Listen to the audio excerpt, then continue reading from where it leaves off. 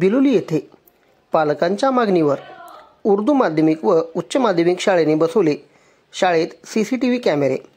सविस्तर बातमी अशी की बिलोली येथे उर्दू शाळेत CCTV कॅमेरे बसवण्यासाठी पालकांकडून व सामाजिक कार्यकर्त्यांकडून मागणी होत होती।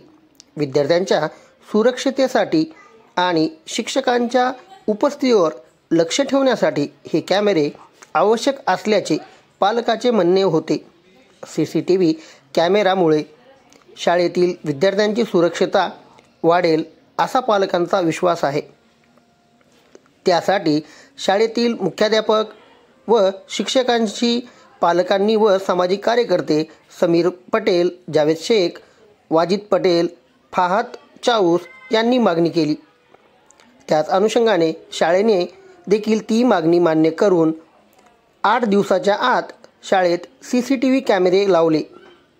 त्यासाठी पालक आणि समाजसेवकांनी शाळेचे आभार देखील मानले आहेत।